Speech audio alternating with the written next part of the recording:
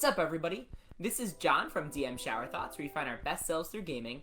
And today what I'm going to be doing is continuing our little series on breaking down the subclasses of 5th edition by tier, to just give you an idea of what kind of characters you might be looking to build, and just giving an honest assessment of their power level relative to each other. So first, this is obviously my opinion, so if you have any disagreements with anything I say, I actually welcome it. A lot of times when people really disagree with something that I say, it helps me grow as both a gamer and a person. One other thing is that I'm not really judging any fun that you've had with one subclass or another. This is strictly looking at a subclass's power level relative to the other subclasses in the class. This is assuming that you're building your character from levels 1 through 20 single classing, so we're not taking into account multi-classing builds or anything like that. The lowest tier is going to be F tier, and F tier is like a really bad subclass I can almost never recommend, right? Either there's another character class that fulfills a similar concept better with stronger mechanics, or the subclass's mechanics somehow takes away from the class's ability to operate. A really good example of that, a lot of people point to the Beastmaster Ranger, which Ranger is going to be our next class tomorrow. But because it takes away from your ability to make attacks to make your Beast Companion attack, that's somehow taking away from your Ranger's ability to do its Ranger things, you know? Another way to look at this is what separates it from D tier is usually a pretty solid concept, but the mechanics fail the narrative that is trying to be told. So either there's too low damage output, or the mechanics aren't as impactful as the story. D tier I tend not to recommend. And of course you can fix any of this stuff with homebrew, but again, it's kind of we're really looking at this mostly from a rules as written perspective, so that that way everyone kind of has the same material that they're judging from. C tier subclasses are all right. They're usually pretty standard. There are subclasses that have more powerful mechanics. A lot of times I find that the C tier subclasses are kind of the vanilla version. Mostly their mechanics are just kind of boring. They're not powerful enough to be interesting, but they're also not weak enough that I can really make fun of them. They're just kind of meh. B tier subclasses, on the other hand, are usually powerful situationally. So if you have the right campaign setting or the right party composition, B tier subclasses can really shine. But without those considerations, a lot of times, they are just a little bit weaker than their cousins up in A tier. A tier is solid class design. I have nothing mean to say about them. A lot of times, A tier tend to be some of the best subclasses and the ones that are most fun to play. And the thing that separates A tier from S tier is such a shining exemplar of subclass design that it completely outcompetes everything else below it. And so far, we haven't had a lot of S tier subclasses. In fact, I think we've only had 3. We've only had the Totem Warrior Barbarian, the Eloquence Bard, and the Lore Bard. And the reason for that is because those subclasses are so iconic to how people generally view their base class, and it's because the other subclasses are just not as strong, or a lot of times aren't as fun to play in general settings. My favorite subclasses or my favorite category of subclasses are the ones where there's a whole lot of A tier and not a lot of S tier or lower than B tier, right? I'm gonna be upfront with this. There's not any Paladin subclasses that are C tier or lower. All of the subclasses are pretty strong compared to each other. There are some that are a little stronger, some that might be a little weaker, but overall, the Paladin subclasses are really well designed, which means that the class itself encourages. This is one of those reasons that, to me, Paladin was an A tier class design. I'm actually kind of rethinking it. If I were to redo that class tier video ever, I might bump up Paladin to an S tier class because it has such a strong subclass presence. It's a bold claim, but I don't know if I'm going to back it up yet. But yeah, we'll see what happens. So like all of these, we're going to be talking about these subclasses in release order. So we're going to start with the options presented in the player's handbook. And our first Paladin option is the Paladin Oath of Devotion. And Oath of Devotion is kind of like the generic option for what you think a Paladin might be like. It's got a pretty neat kit. It's got some offensive and a whole lot of defensive features, especially if you look at its spell list. It's almost like a half cleric, where it's just like, do you need protection from evil and good? That sounds like a divine thing. Its channel divinities are pretty cool too. I like the sacred weapon, where it can add its charisma modifier to its damage. I think that really encourages kind of a standard build when it comes to Paladin. If you look at Oath of Devotion's kit, pretty standard stuff. There's nothing that's really weak when it comes to it. There's just not a lot that's particularly strong. I feel like a lot of the other Paladin subclass options are a little bit stronger. That being said, at 15th level, it does get protection from evil and good, like, all the time. And because of that, it definitely gets stronger the more you invest in the class. But again, we're judging the class based on how fun / powerful it is to play, right from low levels all the way through high levels. And because its strongest features are kind of on the back end, Oath of Devotion is getting a B tier ranking from me. This is one of those rare times where a B tier isn't necessarily situational. It's just, overall power level is a little bit lower than some of the other options you can pick. Our next player's handbook subclass is the Paladin Oath of the Ancients. Oath of Ancients, when I first kind of read through the Paladin subclasses, I was like, meh. Mostly because of the kind of druidy flavor. I wasn't quite used to seeing themes and flavors in classes I didn't expect. So to me, when I first came to 5th edition, I was like, Druid, that's the nature one. Ranger, that's the nature one. Rogue is the sneaky one. I didn't quite yet have that ability to kind of divorce the story from the mechanics. And also from a mechanics perspective, Oath of the Ancients is kind of plant-based. A lot of its spells, actually, I find just really powerful. So Entangle and Plant Growth. I know a lot of times with Paladins, their spell slots are reserved for smiting. For this one in particular, though, I could see a lot of really powerful control options pop up. Its level 7 ability is also really whack. I've never seen someone play an Oath of Ancients Paladin, but allowing everyone within 10 feet of you, including yourself, resistance to all spell damage, that is a DM's nightmare.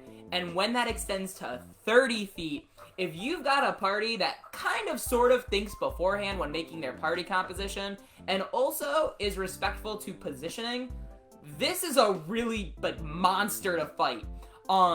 I was actually tempted to give Oath of Ancients S tier in terms of subclass design, but a lot of people have the same reaction I do, which is as a story, they don't want really the plant flavor of it, even though this is just like a really just amazingly powerful subclass. So Oath of the Ancients, a lot of people I feel like don't give it enough credit, and again, we're looking at how the game is actually played as opposed to its design. And remember, we're taking the game's design and how it's actually played into consideration here.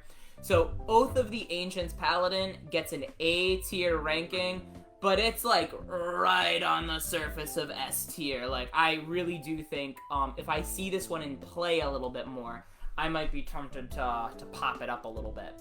And that brings us to our last player's handbook subclass, which is Oath of Vengeance Paladin. Oath of Vengeance is what a lot of people really lean towards when they make their first Paladin. It's way more offensive than it is defensive, and it really rewards a player that just wants to go in and smack stuff. So at 3rd level, its spells are Bane and Hunter's Mark, which is usually Ranger only. It's Channel Divinity to just get advantage on an enemy. A lot of times I find that DMs set up a set piece encounter, especially newer DMs. They have their one big boss and a whole lot of little guys.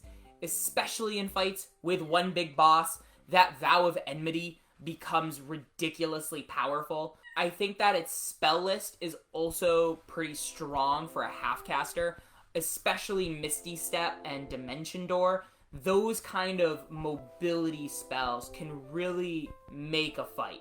So, anytime that, as a DM, you're like, the Paladin has to be able to get to me, and it can just bamf right to where it needs to, that is extremely powerful. Oath of Vengeance Paladin gets the A tier treatment. I think it's really solid class design. Honestly, I do think Oath of Ancients is a little bit more powerful. But again, if you need more of a striker character, depending on your party composition, Oath of Vengeance may end up being more appropriate. Which actually brings us to the Dungeon Master's Guide. The DMG, kind of like with the Death Domain Cleric, presents kind of a villainous option for a Paladin, and it takes the form of the Oathbreaker. So Paladin is one of those story-rich subclasses that really emphasizes keeping your oath. Now, as a Dungeon Master, a lot of times, I take a lot of liberties with the oaths. If my players are generally acting in a certain way, I'll reward that roleplay. But if they break their oath like a little bit, I'm not gonna be like, you're now an oath breaker, you lose your paladin powers. If they start really acting unlike what their character is supposed to be, that's where I get a little sketchier. But again, when I look at most subclass design, really I'm seeing my players as building mechanics to tell the story of their character, not tell the story of the book. And that becomes so limiting in the number of stories you can tell through these mechanics. I do think that if you force that kind of roleplay, it can lead to a kind of give and take where you're very effective in combat, but social interaction you might be more limited. And that's always been something that I've generally advocated when it comes to options that tend to be more powerful. So, like, if you have, like, say, certain race options that you feel are too powerful in, say, like the Player's Handbook or Mordenkainen's or something like that, you can always make the kind of challenge for those subclasses non-combat and more social interaction exploration, where with Paladin specifically, Oathbreaker isn't one. I'd really have a conversation player to player on what they want their character to represent and why they picked this certain subclass. A lot of players will just go with the whole oath thing. They'll assume that that's part of the game. But one of the things I would be interested in is, say, like an Oathbreaker that doesn't know they're an Oathbreaker. So, like, someone that maybe they have amnesia and they don't even remember the awful things they did. Or there's, like, some kind of guilt where they've repressed the memories of what they've done. So they're actually horrified by their Oathbreaker powers, but they're not like an evil character. It's just something cool that you can kind of think through. With Oathbreaker though, solid A tier design. Especially at level 15 when it just gets straight up resistance to non-magical bludgeoning, slashing, and piercing damage. That's something that a lot of monsters get, and anytime you give a monster feature to a player character, it's definitely like, ooh, that's pretty powerful. This one is one where there's powerful class design. I'm going to give it the A tier ranking. I think a lot of times there might be a lot of social interaction challenges that come up because of your character's evil, like, power flavor, even if the character that's using it doesn't have to be evil. There's some interesting stories to tell with Oathbreakers, and I haven't seen Oathbreakers at my table as a player or as a DM, but I would be really interested to see kind of what stories manifest around it. And this brings us to the Sword Coast Adventurer's Guide, which gave us the Oath of the Crown Paladin. Now, if Oath of the Ancients was kind of somewhere between A and S tier, Oath of the Crown is somewhere with A and B tier. There's a lot of stuff I really like about Oath of the Crown. It has dedicated taunt mechanics where it's basically like, fight me, which you don't get a lot in 5th edition, so it's kind of nice to see when it happens. Compelled Duel is another way to do that, and I think Oath of the Crown gets it through a Channel Divinity. Its spell list is pretty beast. Spirit Guardians is one of my favorite spells in 5th edition, and the fact that Oath of the Crown basically has an area lockdown ability that it can do inside of its taunt mechanics. So it's basically like, you have to come fight me, but once you step within 15 feet of me, your speed is halved and you start taking a bunch of damage. I think that's pretty neat. So Oath of the Crown, I think, is pretty specific. If you're gonna really enforce oaths, it can be a little bit limiting in the characters that you'll see. but it's kind of meant to. To me, Oath of the Crown, A tier design, but again, kind of lower A tier. I also don't really have anything mean to say about it. I just think that there might be times where it might feel a little situational, but there's nothing like too situational about it. And now we're getting into our Xanathar's Guide to Everything subclasses. This first one, by far the most common paladin I see, which is the Conquest Paladin. So I don't really know what that says about my players. And most of my players aren't mean Conquest Paladins. Like, they like the Conquest features, but I have yet to see someone that really heavily leans into the Conquest part of Conquest Paladin. It's got a pretty neat spell list, like Bestow, Curse, and Fear. It has a lot of fear effects, kind of like the Long Death Monk, and really most of its abilities synergize with the Frightened condition.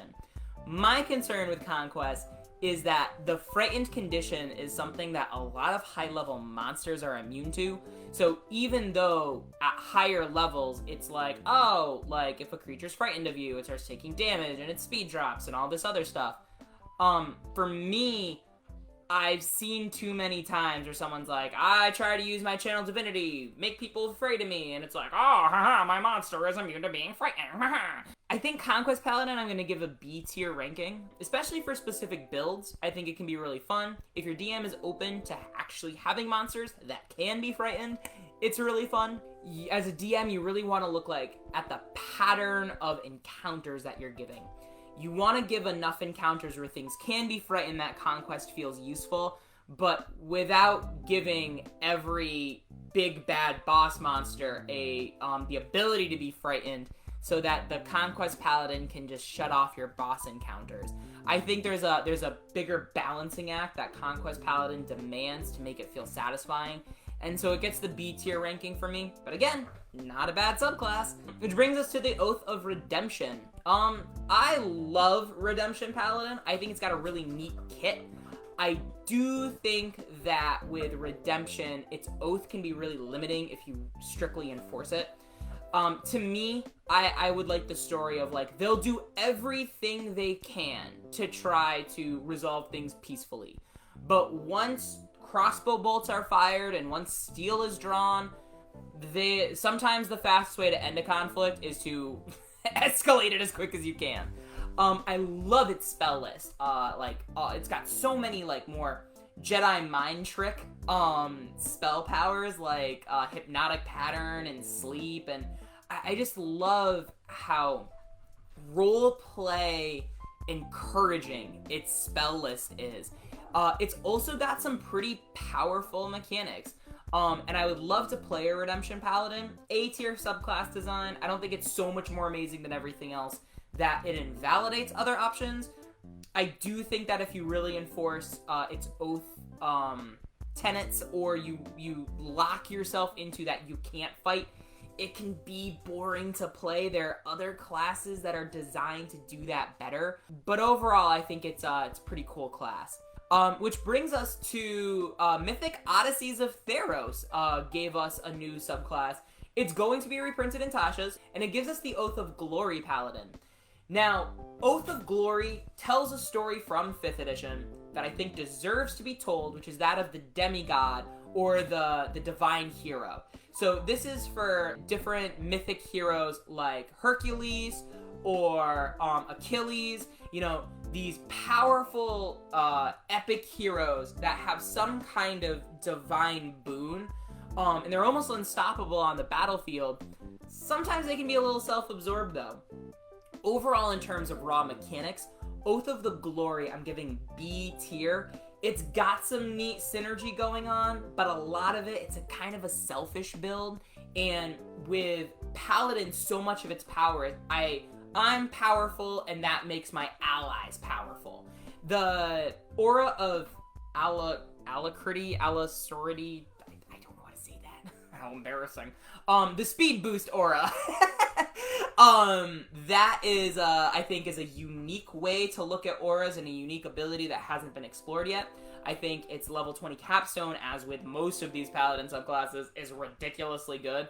But again, we're looking at low level to high level, and I just think that there are other subclasses that are more powerful but in terms of like story flavor, S tier. In terms of overall gameplay, B tier, which is really what we're looking at. And so that kind of wraps up the Paladin subclasses that we have for today. Again, when Tasha's comes out, I'll do a video just breaking down the Tasha's 20-some odd classes, just to be like, to rank those relative to these. Paladin, it just had a solid grouping in the higher tiers, right? I think that Paladin is just a solid class design with a lot of cool stories to tell. So, now I want to know what you think. Do you agree with any of my picks? Where do you disagree? Let me know in the comments down below. And DM Shower Thoughts now has a Patreon. So if you would like to help support the show, help us get better equipment so that we can produce even better quality content and get our reach of helping help people find their best selves through gaming on a variety of platforms, please consider checking out our Patreon. At the highest tier, we're really excited to be able to have people give us, you know, specific requests for custom content that's going to make their game better, which includes custom subclass design or custom rules. I know Adamus has prepared all of these parallel classes, and with enough support, we can even start releasing content on DM's Guild, which would be a really cool way for us, all the lore that we talk about a lot of times, to put that out in the world and everything. All right. Other than that, I hope you guys have an awesome day, and remember, game responsibly. Bye-bye now.